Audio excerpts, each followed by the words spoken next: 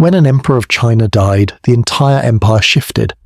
Officials gathered to name a successor, banners were changed, and rituals were performed to honor the departed ruler. But inside the Forbidden City, one question remained quietly unanswered. What happened to the women of the imperial harem? These women had devoted their lives to serving the emperor, some entering the palace as teenagers, never to leave again. With his death, their purpose vanished, and depending on the dynasty, their fate could range from lifelong confinement to something far more tragic. In today's episode, we're exploring the hidden world of imperial concubines after the emperor's death, how their treatment changed across dynasties, what cultural beliefs shaped their fates, and why, for many of them, the end of his life didn't bring freedom but a new kind of imprisonment. Big picture. Why this matters. To understand what happened to imperial concubines after an emperor's death, we have to look at the core values that shaped Chinese imperial society, beliefs about the afterlife, loyalty, and political control. These were not just personal tragedies. They were part of a much bigger system that tied a woman's fate to the authority of the throne, even beyond death. In ancient China, death didn't mean the end of an emperor's rule. It meant a transition to the afterlife, where he was expected to continue his reign in a spiritual realm. But just like in life, a ruler wasn't expected to go alone. He would need his court, his guards, his servants, and often his concubines. This belief gave rise to a disturbing practice known as xuanzang, or accompanying burial, where people were sacrificed and buried alongside the emperor to serve him in death just as they did in life. But the practice wasn't only driven by spiritual beliefs, it was also a tool of political control. Many concubines came from powerful aristocratic families. Their presence at court could influence succession, spark factional conflict, or threaten the new emperor's claim to power. By removing or isolating these women after the emperor's death, the palace could prevent potential rebellions, scandals, or alliances that might challenge the new regime. As dynasties evolved, so did the methods.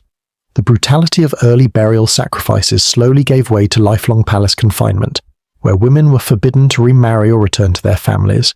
This shift was often framed in terms of Confucian morality, which promoted ideals like female chastity, obedience, and loyalty to one husband, even after his death. What started as a political strategy became moral doctrine. For many of these women, the emperor's death didn't mean release, it meant permanent isolation. Their purpose in the empire had ended, but their lives continued, behind palace walls, forgotten by history. This is why their stories matter, because they reveal not only how dynasties changed, but how power, belief, and gender intersected in ways that shaped real human lives, silently, relentlessly, and often tragically. Xuanzang, the practice of burial with the emperor. In ancient China, death didn't end an emperor's rule. It simply moved it to another realm. The afterlife was imagined as a continuation of the imperial court, where the emperor would still reign over his subjects, issue commands, and require loyal service. And that's where the practice of xuanzang comes in, one of the most chilling traditions in early Chinese history. Xuanzang, which means accompanying burial, involved killing real people to be buried alive or executed, so they could continue serving the emperor in the next life. This wasn't a metaphor, it was a state-sanctioned act. Palace maids, bodyguards, eunuchs, musicians, low-ranking officials, and especially concubines, were selected, often without choice. They were adorned in ceremonial robes, told it was an honor, and then quietly led to their deaths. This practice was widespread during the Shang dynasty circa 1600 to 1046 BCE. One of the most revealing archaeological discoveries was made in 1976, in the ruins of the Shang capital at Anyang. There, the tomb of Lady Fu Hao, a royal consort and military general, was unearthed. It was filled with magnificent treasures, bronze vessels, jade ornaments, and ivory carvings, but also something far darker, the remains of at least 16 human sacrifices, believed to be her personal attendants, buried to serve her forever. Moving into the Western Zhou dynasty, the tradition evolved but continued. Historical texts such as the Zhuojuan record an infamous incident. When Duke Mu of Qian died in 621 BCE, 177 people were sacrificed and entombed with him. These included concubines, musicians, servants, and even horses. The scale of the sacrifice was so massive that even at the time, it was considered excessive and horrifying. The growing discomfort with xuanzang wasn't just emotional, it marked a moral shift. By the late Zhou period, early Confucian thinkers began to question the practice. Killing innocent people, even in the name of loyalty, clashed with emerging values of benevolence, righteousness, and humane governance.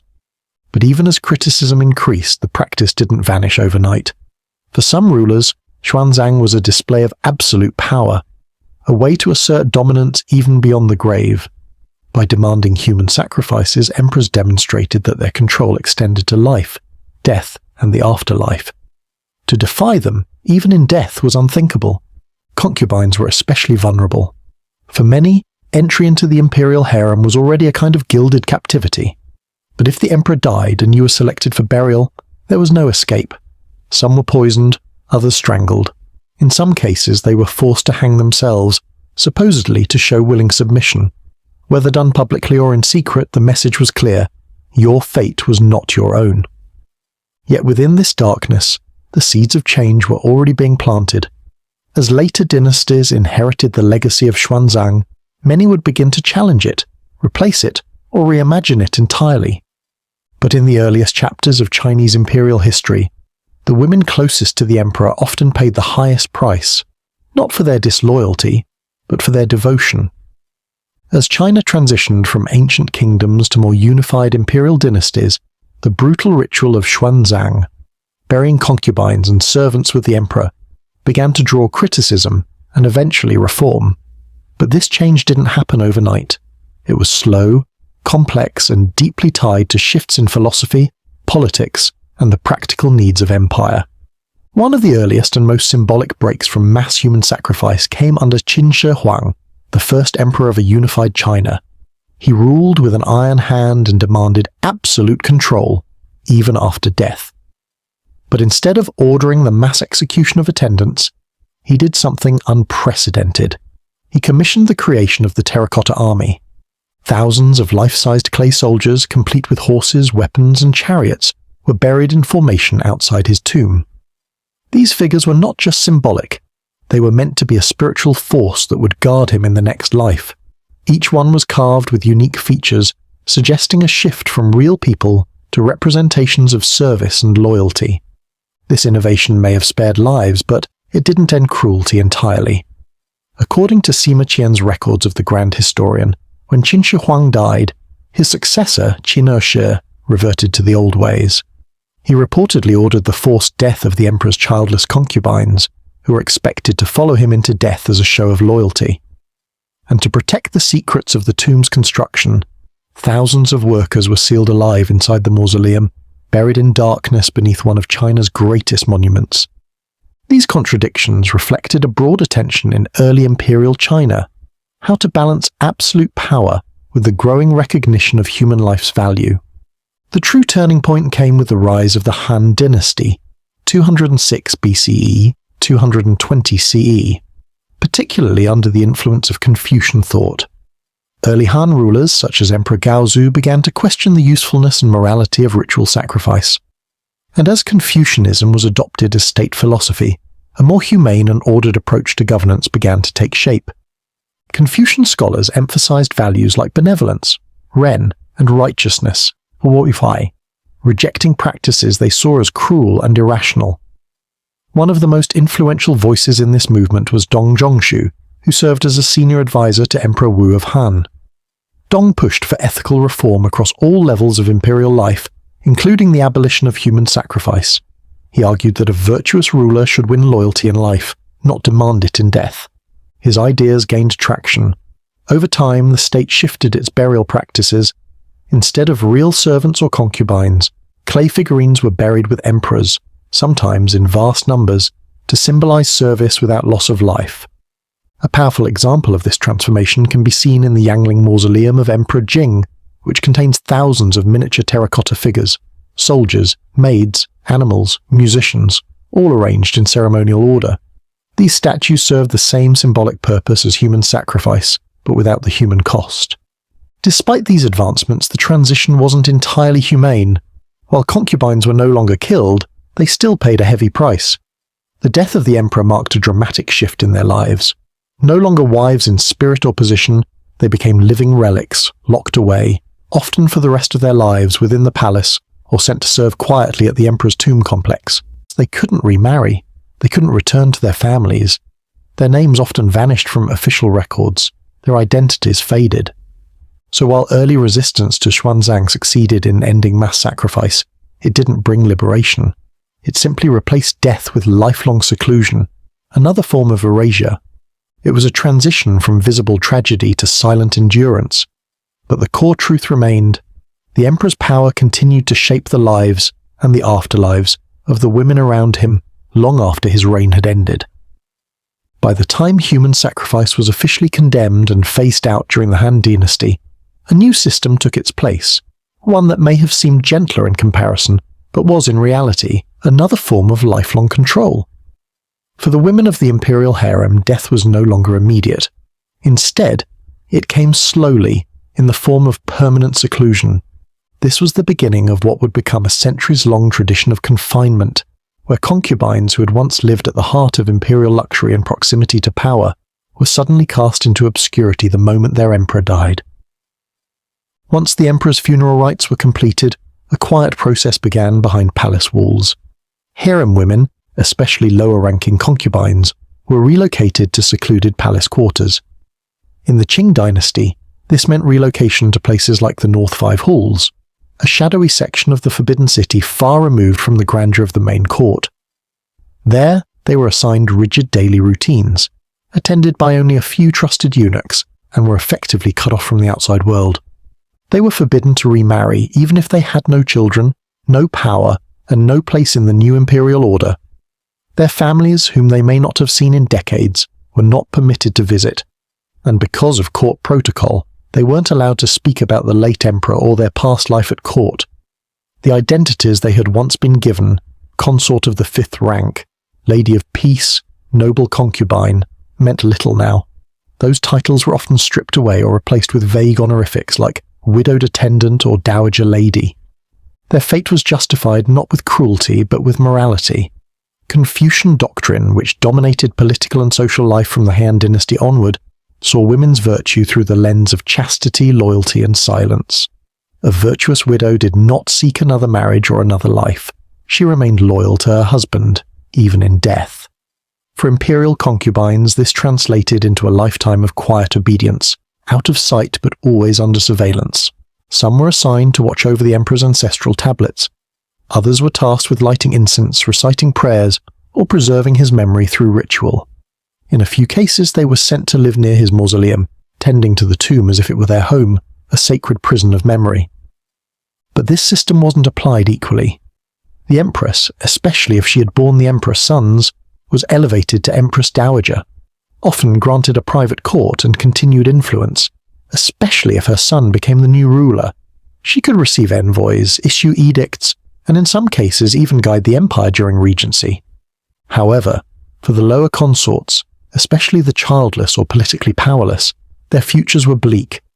They were left in the margins of the imperial world, aging in anonymity. Some lived decades beyond the emperor's death.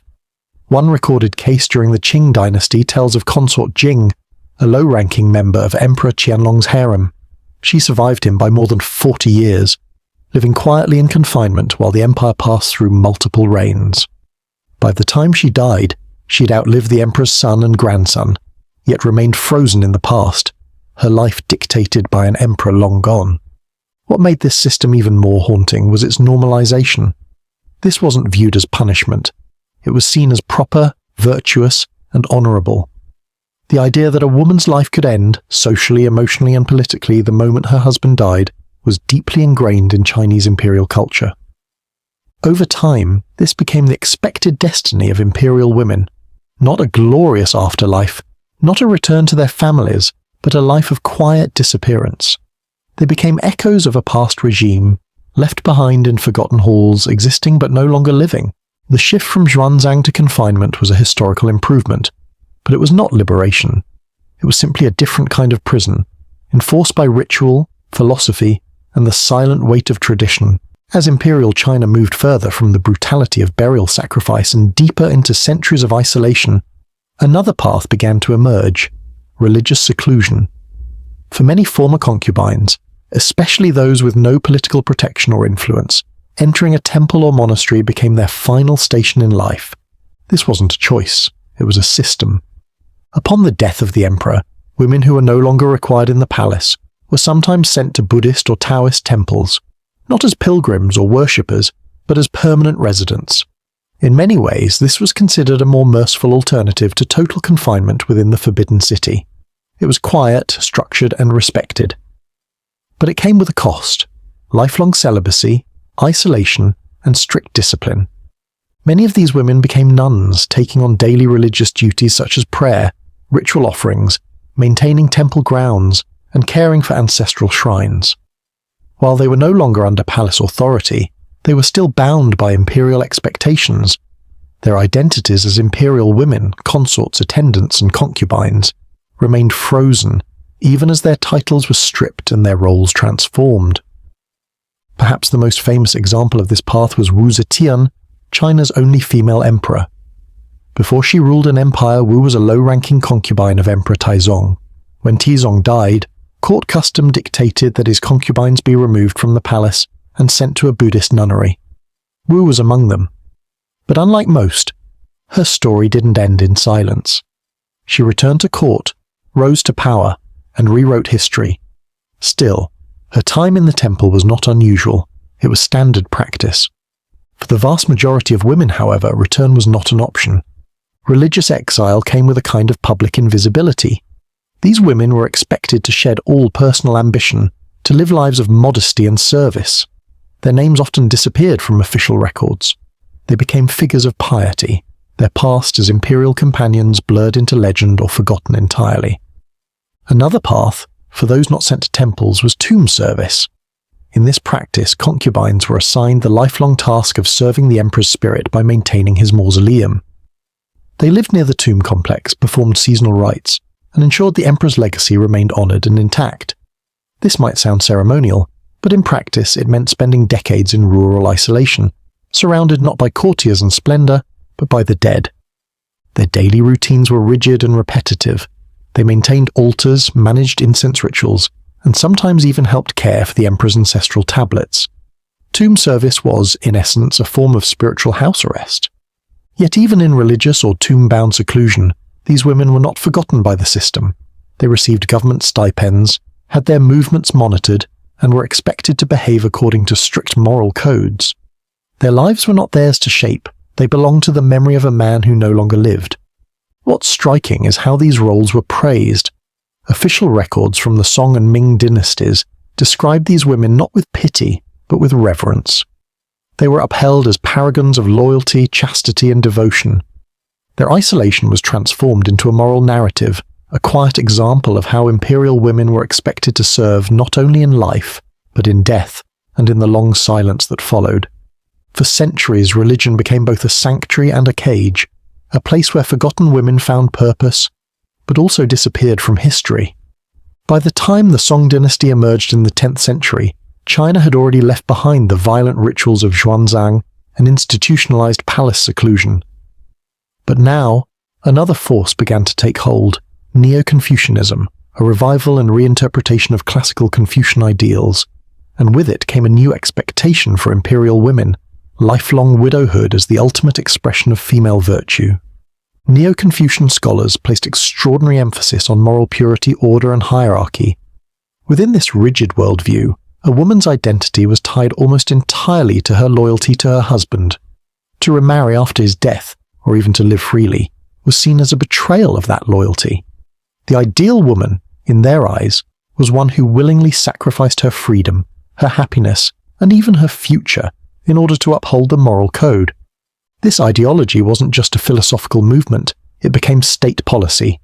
Imperial edicts, family codes, and local customs began reinforcing the notion that widow chastity was not only expected but praised.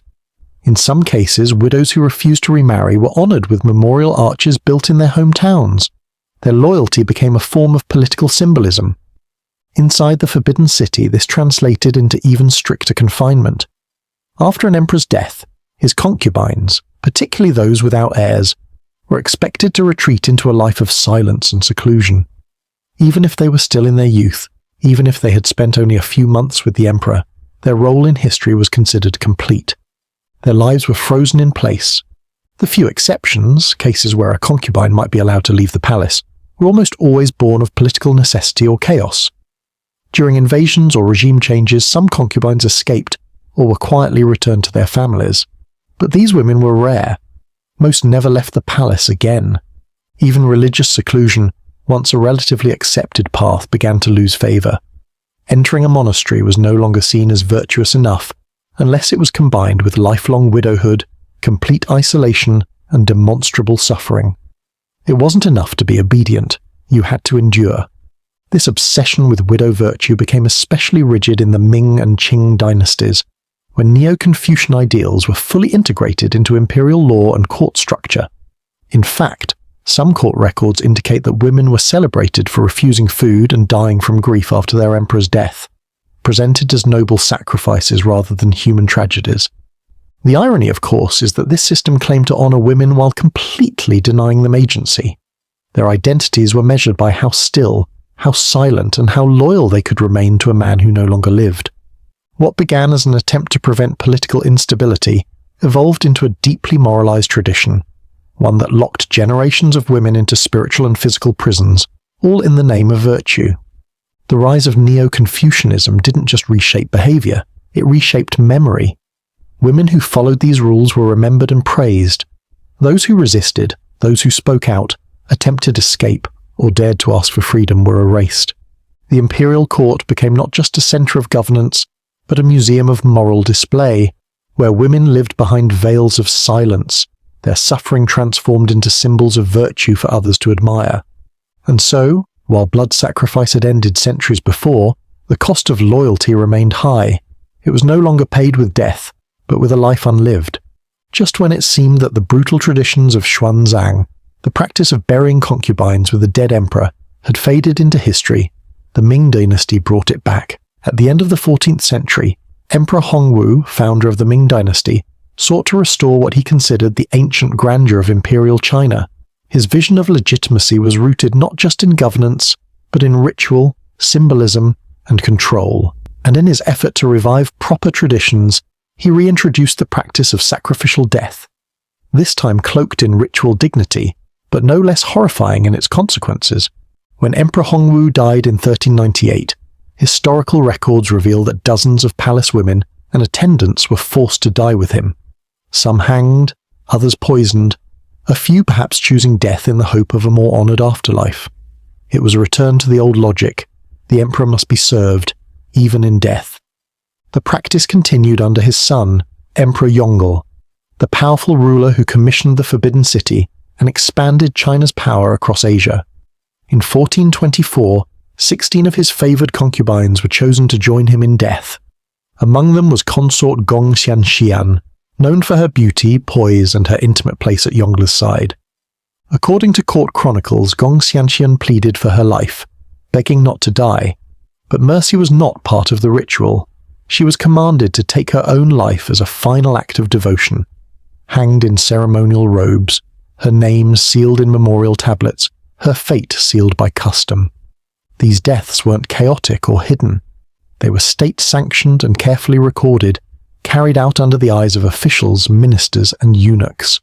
And yet, the justifications were the same ones used in earlier dynasties: loyalty, eternal service, moral obligation. But as time passed, even the Ming court began to question itself. By the mid-15th century, Confucian scholars within the bureaucracy began pushing back. To them, true morality lay in humane governance, not fear, not death. They argued that forced suicides were barbaric, that they betrayed the very values the Ming claimed to uphold. Then came a pivotal turning point. In 1464, Emperor Yingzong issued a formal edict. Xuanzang was to be abolished, permanently. No longer would palace women be killed to follow their emperor into death. The emperor, who had once been captured and held hostage by Mongol forces during his youth, had seen death closely. Perhaps it changed him, or perhaps the mounting moral and political pressure became too great. In his decree, he stated that the taking of innocent lives did not elevate the empire, and that ritual sacrifice had no place in a civilized Confucian state. This edict was more than just symbolic. It permanently changed the role of women in the imperial court after a ruler's death. From that point forward, The Ming dynasty returned to the system of lifelong isolation and confinement, not freedom, but survival. And this time, the change held. The Qing dynasty, which would rule after the Ming, never revived Xuanzang. Although early Manchu leaders had their own burial customs, including similar sacrificial practices, the fully established Qing court in Beijing upheld the Ming ban on human sacrifice, opting instead for regulated seclusion and symbolic tomb service. The revival and final abolition of Xuanzang within a single dynasty revealed an uncomfortable truth. Even deeply entrenched customs could return under the right political and ideological conditions. But it also showed that cultural values evolve, and that even in the heart of autocracy, change was possible. For the women of the palace, it meant they would live, even if they remained out of sight. Survival became their quiet act of resistance. By the time the Qing dynasty took control of China in the mid-17th century, the practice of Xuanzang was officially abolished, but what replaced it was still far from freedom. Instead, the Qing court formalized a deeply structured system of lifelong confinement, one that reflected the dynasty's unique blend of Manchu tradition, Confucian ideology, and bureaucratic control. The fate of an imperial woman after the emperor's death depended almost entirely on her rank and her relationship to the new regime. At the top stood the empress, who, upon the death of her husband, would be elevated to the revered title of Empress Dowager. She would move into a separate, well-furnished residence, most famously the Siningong, Palace of Compassion and Tranquility, within the Forbidden City. There she might wield considerable political influence, especially if the new emperor was young or inexperienced. One of the most powerful examples was Empress Xiaozhuang, the consort of Emperor Huang Taiji and grandmother of Emperor Kangxi. After her husband's death, she became a crucial figure in Qing politics, helping to stabilize the early dynasty. Her residence became an unofficial center of governance, proof that imperial widows at the highest level could shape history from behind closed doors. But such power was rare. Below the empress were the high-ranking consorts, particularly those who had borne sons. These women could be granted honorary titles like Dowager Consort, allowing them to live out their days with modest comfort and respect in palaces such as Shukangong. Though largely removed from political life, their roles were ceremonial, and their survival was tied to their son's favor, or at least his goodwill. And then, at the bottom of the hierarchy came the vast majority, lower-ranking concubines, most of whom were childless, powerless, and forgotten. Upon the emperor's death, these women were immediately moved to remote, heavily monitored areas of the palace, like the North Five Halls, infamous for their isolation. They lived in tightly controlled environments surrounded by silence, repetitive routines, and very little human interaction. Forbidden to leave, forbidden to remarry, forbidden even to return to their families, they became ghosts within the palace walls. Their daily lives were strictly regimented: sunrise prayers, silent meals, and mandatory rituals. Any contact with outsiders required formal petitions, and while they were provided with basic needs, food, clothing, and occasional medical care, their identities were reduced to their past role, frozen in time as former consorts to a ruler who no longer lived. For many of these women, decades passed in this state. Some, like Consort Jing of the Fuke clan, lived long after the emperor's death. She had entered Emperor Qianlong's harem late in his reign, bore no children, and had little influence. Yet she outlived him by more than 40 years, surviving well into the reign of his grandson, Emperor Dao Guang. Though eventually honored with the title Dowager Consort Jing, she never left the palace. Her long life became a slow, quiet echo of an empire that had already moved on. What's most striking about the Qing system is not its cruelty, but its cold efficiency. There were no executions, no chaos. Everything was structured, recorded, and regulated. The isolation of imperial widows wasn't an accident, it was a policy. To the Qing court, this system served multiple purposes. It prevented political entanglements by removing the women from public life. It preserved the image of imperial chastity and virtue, and it eliminated potential threats from powerful family clans connected to the concubines. In doing so, the Qing created an institutionalized silence, one where thousands of women, once groomed for beauty, grace, and charm, spent their final decades hidden behind stone walls, remembered only by titles engraved on memorial tablets. The Forbidden City remained magnificent on the outside, But within its secluded halls it became a place where time stood still for the women left behind. As dynasties fell and centuries turned, the great halls of the Forbidden City grew quieter. The emperors who once ruled with absolute power were remembered in history books, carved into stone and honoured in ancestral shrines. But the women they left behind, the concubines, consorts and attendants, vanished into silence. Their stories are scattered across imperial records, sometimes noted only by name and rank, sometimes not mentioned at all. They were women chosen not for their voice or intellect, but for their appearance, lineage, or political usefulness. And when the emperor died, so too did the world they had been trained to inhabit. Some were executed under ritual, others confined behind palace gates. Many became nameless figures living in isolation, while a few, like empress dowagers or high-ranking consorts, managed to shape the court from behind curtains, their influence whispered but rarely credited. These women lived in a world where identity was borrowed from a man, and when he was gone, they became living relics, preserved for virtue, remembered for obedience, and forgotten in life. But their legacy tells us something more profound about history itself. It reveals the uncomfortable truth that power leaves shadows, and those shadows are often filled with the lives of women who had no say in their fate. Their suffering was wrapped in morality, their silence justified as dignity. And even today, we often remember them only in the context of emperors, never as people with their own inner worlds. Yet despite the restrictions, a kind of quiet resilience emerges from their story. Whether confined to a monastery, a mausoleum, or the back halls of a palace, these women endured. In their stillness was survival. In their forgotten corners, they held on to fragments of self, even as the empire turned its gaze elsewhere. Their legacy may not be told in monuments or official titles, but it lingers, whispered through old records, uncovered in neglected tombs, and now spoken aloud in stories like this. So the next time you hear of a great emperor or a legendary dynasty, remember this: behind every reign were hundreds, sometimes thousands of women, waiting in silence, shaping history by the way they were erased from it. What do you think? Were they prisoners of duty, or quiet witnesses to an empire's soul? Let me know in the comments. And if you found this story as haunting and human as I did, don't forget to like, subscribe, and join me for more hidden chapters of history. Until next time, stay curious and stay compassionate.